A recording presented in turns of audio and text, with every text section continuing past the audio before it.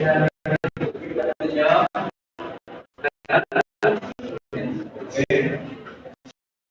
yan po sa inyo na halimbawa, kung yung bayad sa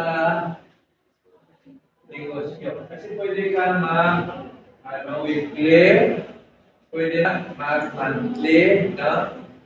Or twice a month, 15 days. Okay?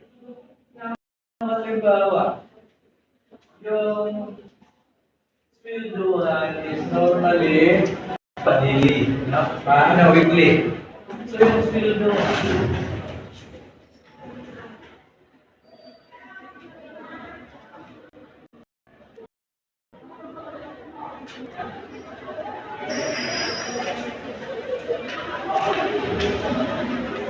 is every period, every Saturday.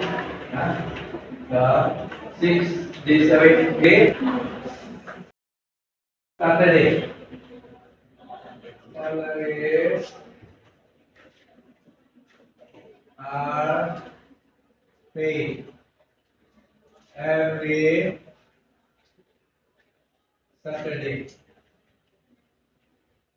So, sa bayad, kada Sabado, Now, halimbawa yung daily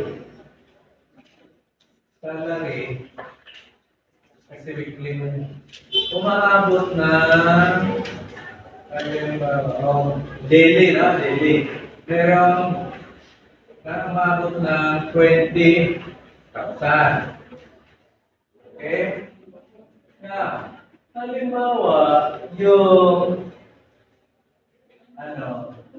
yung ending ng day is Thursday. Ano ba end of the period?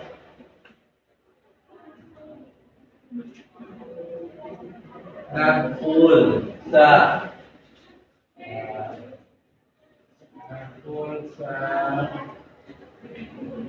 Wednesday. Okay? So,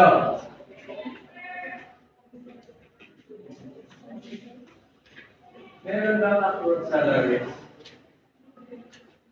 The end of the period is Wednesday. So, ibig sabihin, kapag end ng period, meron bang salary na hindi nabayaran?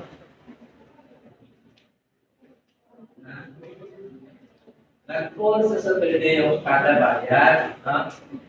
So, halimbawa, yung end of the period, pumatak sa Wednesday.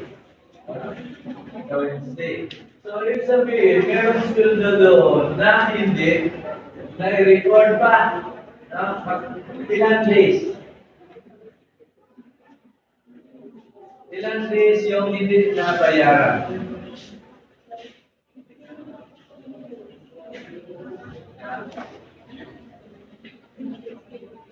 Wala.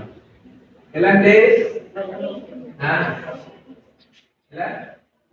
3. Bakit? So you have Monday, hindi nabayaran. Tuesday, hindi nabayaran. Wednesday, hindi nabayaran. Yung Thursday,